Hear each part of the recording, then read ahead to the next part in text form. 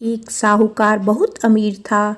उसके पास धन की कोई कमी नहीं थी। साहूकार के पास सभी सुख और ऐश्वर्य के साधन थे, किंतु उसको एक ही दुख था कि उसके कोई औलाद नहीं थी। दिन रात वह इसी चिंता में लगा रहता और वह पुत्र पाने के लिए हर सोमवार को भगवान चंद्रदेव व शिव जी की पूजा करता व व्रत रखता था। साहूकार के भोलेनाथ के प्रति ऐसी भक्ति देखकर एक बार माँ पार्वती जी ने शिव जी से कहा, हे नाथ, ये साहूकार आपका अनन्य भक्त है और सदैव ही आपका व्रत और पूजा भक्ति भाव से किया करता है। आप कृपया करके इसकी मनोकामना पूर्ण कर दें। पार्वती जी के ऐसे वचन सुनकर भोलेनाथ ने माँ गौरी से कहा, हे पार्वती, यह संसार एक कर्म क्षेत्र है। यहाँ जो भी जैसा कार्य करता है उसे वैसा ही फल मिलता है, अर्थात जैसा कार्य मनुष्य करता है वैसे ही परिणाम भोगता है। किंतु माता पार्वती आग्रह पूर्वक बोली, हे महादेव, यह आपका अनन्य भक्त है। यदि इसको कोई भी दुख हो तो आपको इसे अवश्य दूर करना चाहिए। यदि आप अपने भक्तों की मनोकामनाएं पूरी नहीं करेंगे तो क्यों कोई मनुष्य आपकी भक्ति सेवा व पूजा करेंगे। पार्वती जी के इस आग्रह को सुनकर शिवजी ने कहा, हे शिवे, इस साहूकार के कोई पुत्र नहीं है। इसी कारण यह दिन रात चिंतित व दुखी रहता है। इसके भाग्य में संतान न होने पर भी मैं इसे पुत्र प्राप्ति के लिए वरदान देता हूँ, किंतु इसका पुत्र केवल 12 वर्ष तक ही जीवित रह सकता है। इसके बाद वह मर जाएगा। इससे अधिक मैं इस साहूकार के लिए कुछ नहीं कर सकता। यह सब बातें साहूकार सुन रहा था। उसे यह सारी बातें सुनकर ना कोई खुशी हुई और ना ही कोई दुख। वह पूर्वत शिव जी की पूजा व व्रत करता रहा। कुछ समय पश्चात साहूकार की पत्नी गर्भवती हो गई और 10वें महीने में उसने एक बहुत ही सुंदर पुत्र को जन्म दिया। साहूकार के घर में बहुत खुशियां मनाई गई, किंतु साहूकार अपने पुत्र की 12 वर्ष की उम्र जानकर कोई खुशी प्रकट नहीं की और इस संबंध में किसी को कोई भेद भी नहीं बताया। वह बालक धीरे धीरे बड़ा होने लगा। जब वह बालक 11 साल का हो गया तो बालक की माता ने साहूकार से उसके विवाह के लिए कहा, किंतु साहूकार ने कहा कि मैं इसे काशी जी पढ़ने भेजूंगा। साहूकार ने अपने साले को बुलाकर कहा कि तुम इस बालक को काशी पढ़ाने ले जाओ और इसे विधिवत शिक्षा ग्रहण कराओ। साहूकार ने उसको बहुत सा धन देकर कहा कि रास्ते में जहाँ कहीं भी ठहरो वहाँ यज्ञ और ब्राह्मणों को भोजन कराते जाना। इस प्रकार वह दोनों मामा भांजे रास्ते में यज्ञ करते, दान देते और ब्राह्मणों को भोजन कराते जा रहे थे। रास्ते में एक शहर पड़ा। उस शहर में राजा की कन्या का विवाह था। एक अन्य राजा का लड़का बारात लेकर आया था, लेकिन वह एक आंख से काना था। लड़के के पिता को इस बात की चिंता थी कि वर को देखकर कन्या के माता पिता विवाह में किसी प्रकार की अड़चन न डाले। इसी कारण जब उन्होंने साहूकार के अति सुंदर बेटे को देखा तो उसके मन में विचार आया कि क्यों ना इस लड़के से विवाह का कार्य पूर्ण करा लिया जाए। यह विचार कर उसने लड़के और उसके मामा से कहा कि यदि आप फेरी व कन्यादान का कार्य पूर्ण करा देंगे तो आपकी बड़ी कृपा होगी और हम आपको बहुत सारा धन देंगे। साहूकार के लड़के और उसके मामा ने इस बात को स्वीकार कर लिया। विवाह का काम भली प्रकार से पूरा हो गया। जब वह लड़का जाने लगा तो उसने चुपके से राजकुमारी की चुनरी पर लिख दिया कि तेरा विवाह मेरे साथ हुआ है, लेकिन जिसके साथ तुझे भेजा जाएगा वह एक काना है। मैं काशी जी को जा रहा हूँ। राजकुमारी ने जब इस प्रकार लिखा पाया तो उसने काने राजकुमार के साथ जाने से इनकार कर दिया और कहा, यह मेरा पति नहीं है। मेरा विवाह जिसके साथ हुआ है वह काशी जी गया है। राजकुमारी के पिता ने यह सब बात जब सुना तो उसने अपनी कन्या को विदा करने से इनकार कर दिया। बारात वापस चली गई। उधर साहूकार का लड़का और उसका मामा काशी जी पहुँचे, जहाँ लड़के ने पढ़ना शुरू किया तथा अपना अतिरिक्त समय मामा भांजे यज्ञ आदि दान में व्यतीत करने लगे। इस प्रकार कई महीने बीत गए। जब लड़का 12 साल का हुआ तो उस दिन लड़के के मामा ने यज्ञ का आयोजन कर रखा था। अचानक ही लड़के की तबीयत खराब हो गई। लड़के के मामा ने कहा कि अंदर जाकर सो जाओ। लड़का अंदर जाकर सो गया। थोड़ी देर पश्चात लड़का मर गया। जब लड़के के मामा ने देखा कि वह मर गया है तो वह बहुत दुखी हुआ। उसने सोचा कि पहले यज्ञ पूरा कर लूं, तब कुछ सोचूंगा। लड़के के मामा ने यज्ञ पूरा किया और फिर रोना आरंभ कर दिया। वह बहुत जोर जोर से रो रहा था। संयोगवश शिवजी और पार्वती जी उधर से जा रहे थे। पार्वती जी ने भगवान भोलेनाथ से कहा, हे नाथ, कोई दुखी व्यक्ति रो रहा है, उसके कष्टों को दूर करो। तब शिवजी और पार्वती जी वहां पहुँचे। उन्होंने वहां देखा कि वहां एक लड़का मरा हुआ पड़ा है। तब पार्वती जी ने देखते ही लड़के को पहचान लिया। पार्वती जी ने लड़के के मरने का कारण पूछा तो भोलेनाथ ने बताया, हे गौरी, इस लड़के की आयु इतनी ही थी, ये अपनी आयु पूरी कर चुका है। पार्वती जी ने विनम्रता पूर्वक कहा, महाराज, कृपया करके आप इस लड़के को जीवित कर दीजिए, नहीं तो इसके माता पिता इसके वियोग में तड़प तड़प कर अपनी जान दे देंगे। माता पार्वती की बात सुनकर शिवजी ने लड़के को पुनः जीवित कर दिया। शिवजी की कृपा से लड़का जीवित हो गया। शिव शंकर व पार्वती जी धाम चले गए। शिक्षा पूरी होने पर लड़का और उसका मामा पहले की तरह यज्ञ करते, ब्राह्मणों को भोजन तथा दक्षिणा देते हुए अपने घर की ओर चल दिए। रास्ते में दोनों उसी शहर में आए जहाँ पर उस लड़के की शादी हुई थी। वहाँ पहुंचकर दोनों ने यज्ञ करना शुरू कर दिया। जब वे दोनों यज्ञ कर रहे थे तो उस लड़के के ससुर यानी वहाँ के राजा ने, जो उधर से घोड़े पर बैठकर अपने सेवकों के साथ जा रहा था, ने लड़के को पहचान लिया। राजा ने महल में ले जाकर दोनों की खूब सेवा की। कुछ समय बाद राजा के महल में रहने के बाद लड़के ने राजा से जाने की आज्ञा ली। राजा ने अपनी लड़की को लड़के के साथ विदा किया और साथ में बहुत सारा धन व दास दासियां भी भेज दी। जब वे अपने शहर में आए तो लड़के के मामा ने कहा, पहले मैं तुम्हारे माता पिता को तुम्हारे आने की खबर सुना आता हूँ, तब तक तुम पत्नी सहित यहाँ आराम करो। ऐसा कहकर लड़के का मामा साहूकार को अपने पुत्र के आने की खबर देने चला गया। घर आकर उसने देखा कि उसकी बहन और बहनोई छत पर बैठे हुए हैं।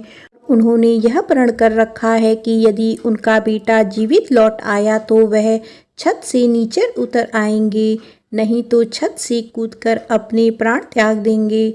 इसके लड़के के मामा ने जब यह समाचार उन्हें सुनाया कि उनका लड़का जीवित लौट आया है तो उन्हें विश्वास नहीं हुआ। तब लड़के के मामा ने शपथ खाकर कहा कि आपका पुत्र अपनी स्त्री और बहुत से धन और दास दासियों सहित घर आया है। तब साहूकार और उसकी पत्नी छत से नीचे उतर आए तथा प्रसन्नता के साथ अपने बेटे और बहू का स्वागत किया। सभी प्रसन्नता के साथ रहने लगे। इस प्रकार भक्ति भाव से जो भी प्राणी सोमवार के व्रत का पालन करता है तथा प्रेम पूर्वक इस कथा को सुनता या पढ़ता है तो उसके सभी कष्ट दूर होते हैं, सभी मनोकामनाएं पूर्ण होती हैं और इस लोक में सभी सुख सुविधाओं को भोगकर अंत में उसे शिवलोक की प्राप्ति होती है।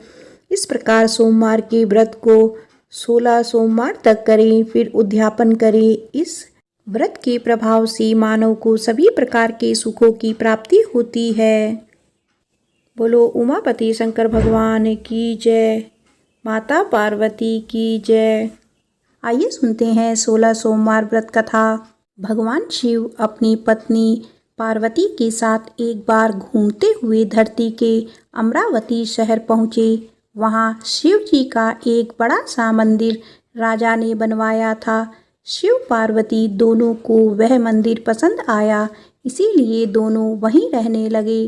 कुछ दिनों बाद माँ पार्वती ने भोलेनाथ से कहा, प्रभु मुझे चौसर खेलने की इच्छा है।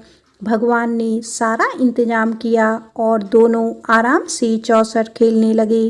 तभी वहाँ मंदिर के पुजारी आ गए। पुजारी को आता देख माँ पार्वती ने पूछा, आप बताइए हम दोनों में से कौन यह खेल जीतेगा। जवाब में उन्होंने कहा, महादेव ही जीतेंगे। जैसे ही चौसर का खेल खत्म होने लगा तो पार्वती माँ जीत गई। माता पार्वती ने पुजारी की बात गलत साबित होने पर उन्हें झूठ बोलने की सजा के रूप में श्राप देकर कोढ़ी बना दिया। फिर पार्वती शिव के साथ कैलाश लौट गई। अब लोग उस कोढ़ी पुजारी से दूर भागने लगे।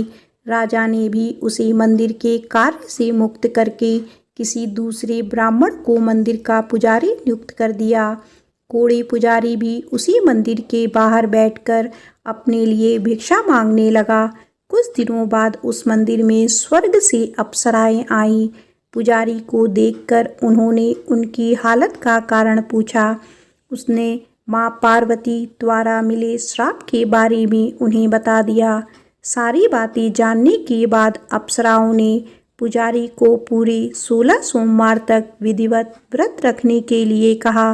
पुजारी को इस पूजा की विधि नहीं पता थी, तो उसने अप्सराओं से इसके बारे में पूछा। उन्होंने बताया कि हर सोमवार को सूर्य उदय से पहले उठना होगा। फिर नहाकर साफ कपड़े पहनने के बाद गेहूं के आटे से 3 अंग बनाना। उसके बाद घी से दीपक जलाते हुए गुड़, बेलपत्र, अक्षत, नैवेद्य, फूल, चंदन, जनेऊ लेकर संध्या के समय सूर्यास्त से पहले प्रदोष काल में भोले बाबा की पूजा करना। पूजा करने के बाद एक अंग शिव शंभू को अर्पण करना और एक खुद ग्रहण करना। उसके बाद बचे हुए अंग को आसपास के लोगों में प्रसाद के रूप में बांट देना। इस तरह पूरे 16 सोमवार करने के बाद 17वें सोमवार को आटा लेकर उसकी बाटी बनाना। फिर उसमें घी के साथ गुड़ डालकर चूरमा तैयार करना। इसका शिव जी को भोग लगाकर इसे आसपास मौजूद सभी लोगों को प्रसाद के रूप में बांटना। इस तरह से व्रत करने से भगवान शिव तुम पर प्रसन्न होकर कोढ़ की समस्या दूर कर देंगे। ये सारी बातें बताकर सभी अप्सराएं स्वर्ग लौट गई। उनके लौटने के बाद पुजारी ने हर सोमवार को विधिवत व्रत और पूजन किया। 16 सोमवार पूरा करने के बाद 17वें सोमवार को सबको प्रसाद बांटते ही उसके कोढ़ की समस्या दूर हो गई। पुजारी के ठीक होने पर राजा ने दोबारा उस मंदिर में पूजा पाठ करने का जिम्मा उसे सौंप दिया। होते होते एक दिन दोबारा भोलेनाथ अपनी पत्नी पार्वती जी के साथ उसी मंदिर में पहुँचे। पार्वती जी ने जब देखा कि वो कोढ़ मुक्त हो गया है, जो उन्होंने पुजारी से पूछा कि ऐसा कैसे हुआ। जवाब में पंडित ने उन्हें 16 सोमवार व्रत करने की अपनी कथा के बारे में बताया। पुजारी की बात सुनकर माँ पार्वती काफ़ी खुश हुई। उन्होंने भी 16 सोमवार व्रत रखने की ठान ली। इसके लिए माँ पार्वती ने पुजारी से पूरी विधि जानने और उसके नाराज बेटे कार्तिक को वापस लाने के लिए नियम से व्रत करने लगी। 17वें सोमवार को जब उन्होंने सबको प्रसाद बांटा तो उसके कुछ दिनों बाद ही कार्तिकेय लौट आए। उन्होंने माँ पार्वती के पास पहुंचकर पूछा, माता अचानक कुछ हुआ कि मेरा सारा गुस्सा ही खत्म हो गया, क्या आपको कोई उपाय किया था। जवाब में पार्वती जी ने 16 सोमवार के व्रत की कथा सुनाई। यह सुनकर कार्तिकेय को भी 16 सोमवार का व्रत करने का मन हुआ, क्योंकि वो अपने मित्र ब्रह्मदत्त से दूर हो जाने से दुखी था। माता पार्वती से 16 सोमवार व्रत की विधि जानकर उन्होंने परदेश गए अपने दोस्त ब्रह्मदत्त की वापसी की मनोकामना के साथ व्रत शुरू किया। पूरे 16 सोमवार व्रत करने और उसके विधि विधान से समापन करने के कुछ ही दिनों बाद कार्तिकेय का दोस्त लौट आया। वापस आने के बाद ब्रह्मदत्त ने कार्तिकेय से पूछा, आखिर ऐसा क्या किया तुमने कि मेरा मन बदल गया? मैं बिल्कुल भी वापस आना नहीं चाहता था, लेकिन एकदम तुम्हारा ख्याल आया और मैं लौट आया। कार्तिकेय ने भी अपने दोस्त ब्रह्मदत्त को 16 सोमवार व्रत की महिमा के बारे में बताया। इसके बारे में जानने के बाद ब्रह्मदत्त ने भी व्रत रखना शुरू कर दिया। व्रत खत्म होते ही वह अपने दोस्त कार्तिकेय से विदा लेकर यात्रा पर निकल गया। दूसरी नगर पहुंचते ही ब्रह्मदत्त को पता चला कि राजा हर्षवर्धन ने अपनी बेटी गुंजन के विवाह के लिए स्वयंवर रखा है। राजा की प्रतिज्ञा है कि उनकी हथनी जिस भी लड़के के गले में माला डालेगी वही उसकी बेटी से विवाह करेगा। उत्सुक होकर ब्राह्मण भी महल पहुंच गए। वहां कई सारे राजकुमार थे।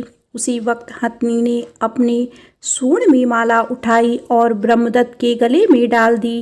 राजा ने अपनी प्रतिज्ञा को पूरा करने के लिए ब्राह्मण ब्रह्मदत्त से अपनी बेटी का विवाह करवा दिया। शादी के बाद ब्राह्मण से उसकी पत्नी ने पूछा, आखिर आपने ऐसा कौन सा अच्छा कार्य किया है कि हथनी ने सबको छोड़कर आपके लिए मेरे को चुना?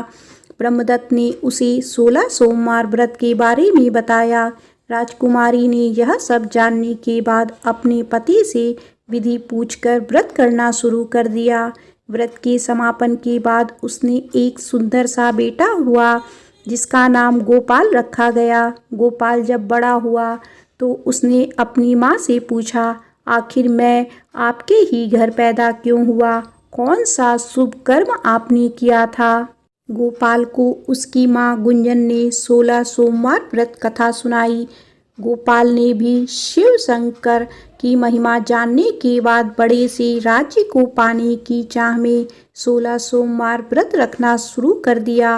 व्रत पूरा होते ही एक दिन पास के ही राजा को गोपाल पसंद आ गया।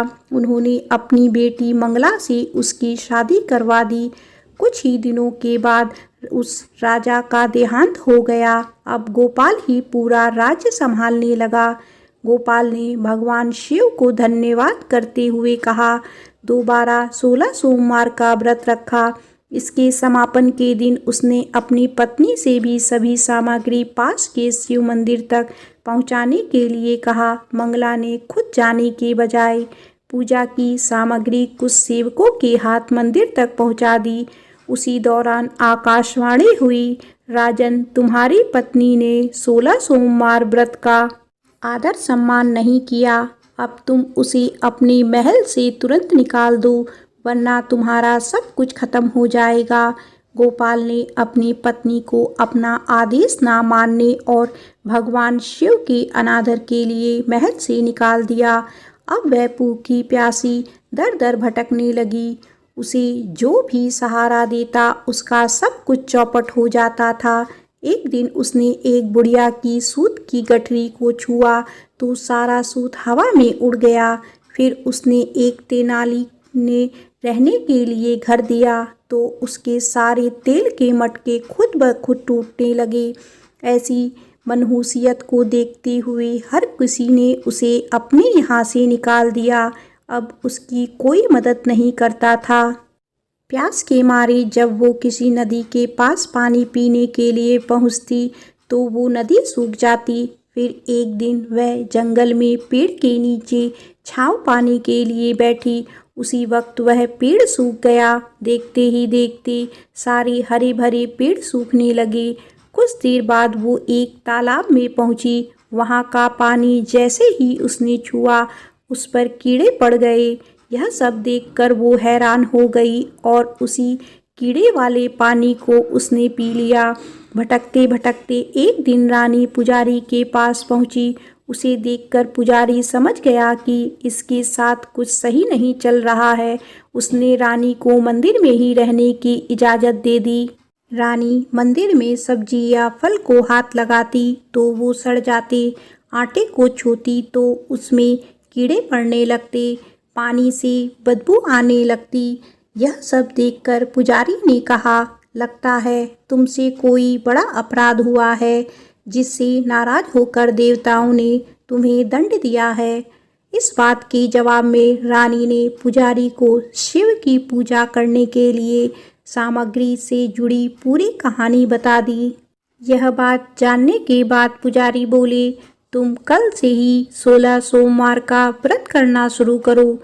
इससे प्रसन्न होकर भोलेनाथ तुम्हें माफ कर देंगे। पुजारी से 16 सोमवार की विधि समझने के बाद अगले ही सोमवार से रानी ने व्रत रखना शुरू कर दिया। पुजारी उसे हर सोमवार को व्रत कथा भी सुनाते थे। 17वें सोमवार को जैसे ही रानी ने अपने व्रत का समापन किया, वैसे ही राजा को अपनी पत्नी की याद आई। उन्होंने अपने सैनिकों को उसकी खोज में भेजा और घर वापस लाने का आदेश दिया। सैनिकों को जब पता चला कि वो मंदिर में रह रही है, तो उन्होंने रानी को अपने साथ चलने की प्रार्थना की। तभी पुजारी वहां पहुंचे और सैनिकों को वापस महल लौटने के लिए कहा। राजा को जब पता चला कि उसकी पत्नी मंदिर में है, तो वो उसे लेने के लिए वहां पहुंचे। उन्होंने पुजारी से माफ़ी मांगी और सब कुछ बताया। पुजारी ने भी कहा कि यह सब भोले का प्रकोप था, आप अपनी पत्नी को ले जाइए। राजा और रानी के महल पहुंचते ही वहां खुशियां मनाई जाने लगी।